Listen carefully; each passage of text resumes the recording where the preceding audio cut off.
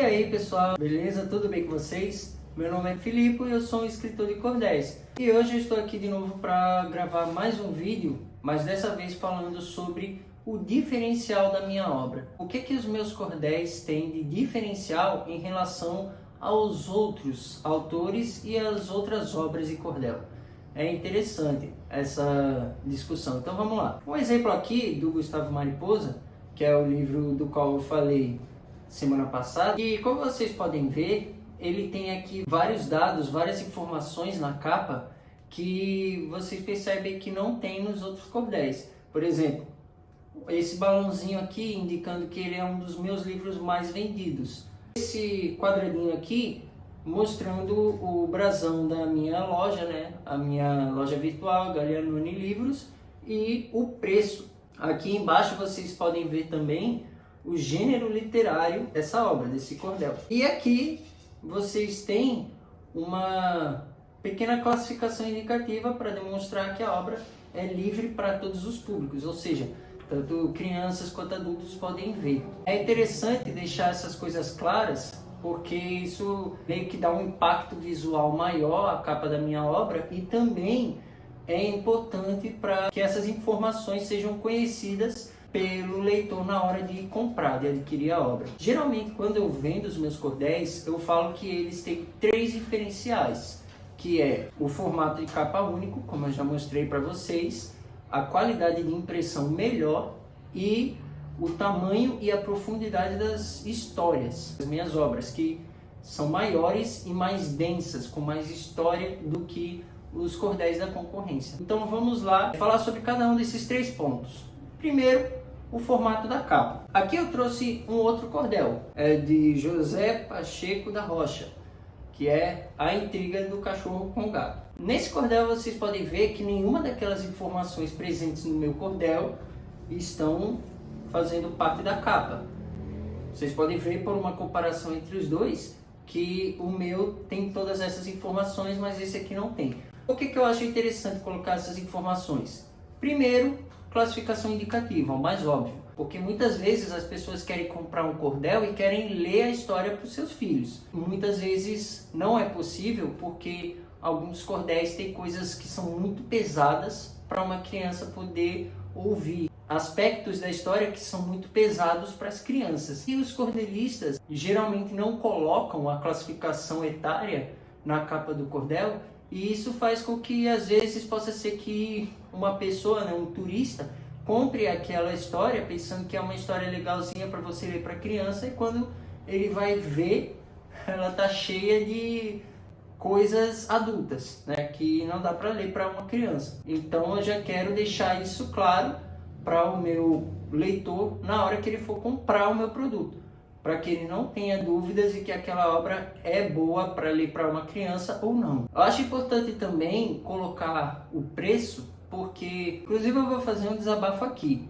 Eu acredito que o motivo de muitos cordelistas não enriquecerem com esse trabalho, principalmente o pessoal que vende esses cordéis nas bancas, lá no mercado do centro, por exemplo, é que muitas vezes o turista chega lá, a pessoa estipula um preço, mas o turista não quer pagar aquele preço. Por exemplo, o cordel está à venda por R$3, mas o turista quer comprar por 2.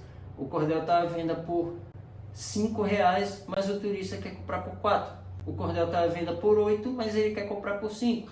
O cordel está por 10, mas ele quer comprar por 8. E assim por diante. Eu acredito que isso, com o passar do tempo, vai dando um certo prejuízo para a pessoa.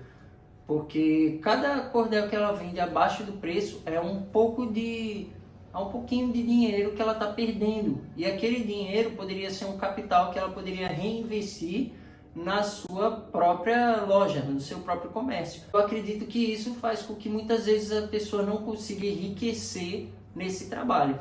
Então eu já coloco o preço direto na capa para estipular para o meu cliente que o preço é aquele ali. E caso ele não tenha como adquirir aquele cordel naquele momento, ele simplesmente volta em outro dia quando ele tiver com mais dinheiro. Eu acredito que esse é o correto a se fazer, porque é uma coisa que eu tenho para mim, é uma coisa que eu levo comigo. Se você não tem condições de pagar por um produto, você não deveria tê-lo. Lógico, né, tem várias exceções, principalmente quando a pessoa não tem condições de trabalhar por si própria para adquirir determinado produto. Mas eu acredito sinceramente que as pessoas deveriam ter somente produto pelo qual elas podem pagar. Então, você ficar pechinchando demais, eu acredito que isso é até mesmo uma falta de respeito com o profissional. Porque quando você estipula um determinado preço para o teu produto, aquele preço é uma junção de vários fatores, todo o tempo, o investimento que você colocou para fazer aquele cordel, para poder criar aquele produto. Nada mais justo do que você simplesmente a pessoa aquilo que é justo pelo trabalho dela. Por isso eu acredito que pechinchar, né, fazer por menos, fazer um preço menor, muitas vezes acaba atrapalhando a vida do profissional, mais do que ajudando. Acredito que às vezes é legal que o poeta valorize um pouco mais o seu trabalho. Outra questão interessante são gêneros literários. Eu gosto de escrever cordéis sobre diversos gêneros. Tem cordel de pirata, de super-herói, tem cordel de ficção científica, biografia, de religião, outros que falam mais sobre política, e outros que são mais fantasia, alguns até puxam para o terror. E eu acho que isso é bem legal, porque isso cria histórias muito mais diversas que vão atrair públicos diferenciados. Não ficar só naquele negócio antigo, falando só das histórias do cara lá do sertão, dos casos da família religiosa, daqueles causos lá do sertão, ou então falando sobre cangaceiro, porque eu acho que você ficar preso só a esses temas faz com que o seu produto fique sempre regionalizado. Um produto que fica sempre regionalizado é um produto que não vai se expandir e alcançar novos ares. Acredito que, por exemplo, o mangá nunca alcançaria novos mercados, nunca seria popular no mundo inteiro se ele ficasse falando só da história tradicional do Japão, do interior japonês, do samurai e tal. Correto seria ele se expandir, ele tratar sobre outros assuntos e de repente alcançar outros leitores, fazer uma pegada mais ocidentalizada para alcançar o cara dos Estados Unidos, por exemplo. Isso faz com que o mangá se expanda. E eu acredito que é a mesma coisa com o cordel. O cordel só vai se expandir quando a gente parar de ter essa mentalidade fechada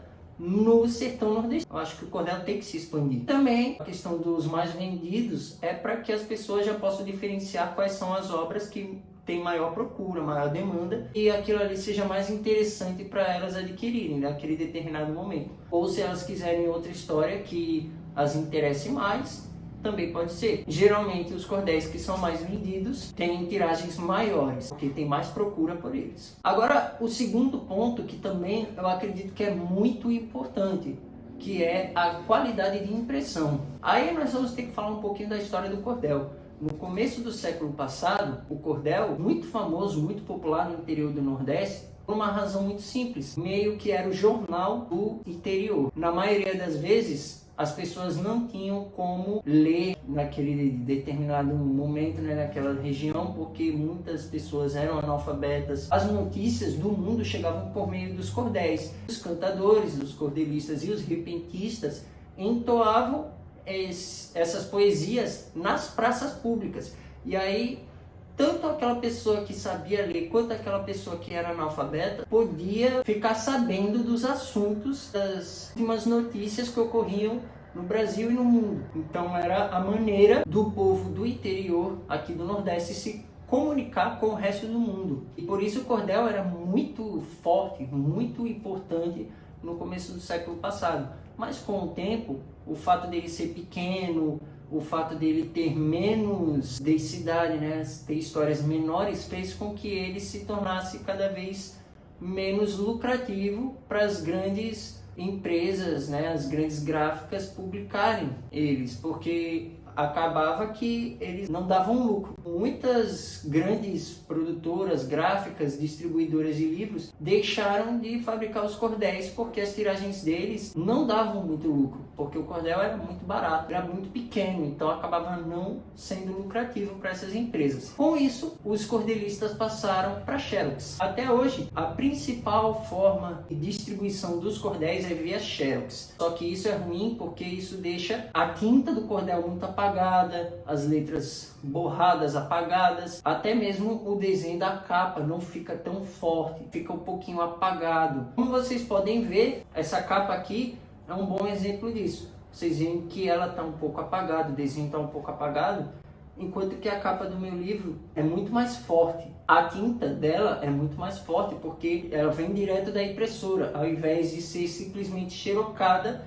de outro cordel. Vejo isso como um avanço muito grande na qualidade. Isso só pode ser possível graças ao cordel digital, porque com o cordel sendo salvo dentro da nuvem do computador, ficando ali guardado como PDF e assim por diante, ficou muito mais fácil de você fazer grandes impressões de cordel. Com isso, a qualidade também melhorou bastante. Agora, o último ponto, as histórias maiores e mais elaboradas. Geralmente, o cordel é pequeno desse jeito mesmo. Os cordéis são bem pequenos, mas no meu caso, eu escrevo mais cordéis grandes do que pequenos. Como vocês podem ver, são 6 histórias grandes e 4 histórias pequenas. E isso é interessante para mim porque faz com que as minhas histórias sejam muito maiores e com mais conteúdo do que os cordéis que são vendidos pela concorrência. A concorrência, né, os outros cordelistas também produzem cordéis grandes. Um exemplo é esse aqui, Patativa da Saré, que é de Zé Antônio. Vocês podem ver, ele também é um cordel grande. É uma antologia, ou seja, tem vários textos, vários poemas dentro dele, mas eles não necessariamente tratam sobre um mesmo assunto ou não são lineares. Eles podem até tratar do mesmo assunto, nesse caso sobre Patativa da Saré, mas eles não têm uma linearidade. Não é uma história linear.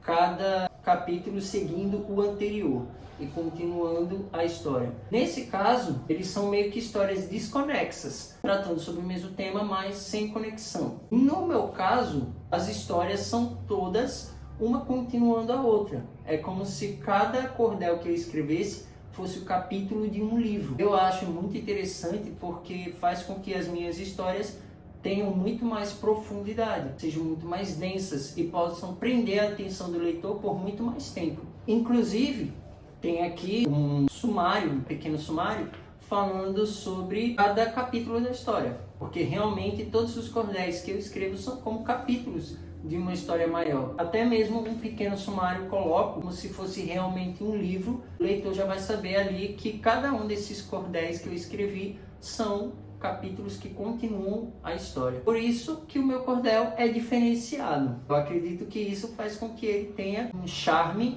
e uma diferença dos outros, que ele se destaque, que faz com que a pessoa procure mais ele do que o da concorrência. Eu acredito que é isso que faz com que eu me destaque no mercado também. Isso faz com que eu seja um cordelista diferenciado dos outros. Se você está também querendo criar a sua empresa, a sua marca, tem esse projeto, procure fazer coisas que vão diferenciar você dos outros. E fazer a mesma coisa que os outros já fazem faz com que você não seja especial. A única coisa que faz com que você seja diferente, especial, com que as pessoas se interessem mais pelo teu produto é você inovar, fazer diferente daquilo que os outros já fazem. E é isso aí, pessoal. Eu agradeço por mais esse vídeo.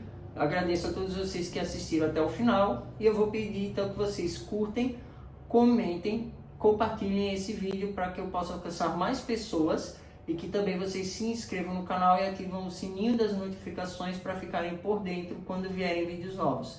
Por enquanto é isso aí, pessoal. Tchau!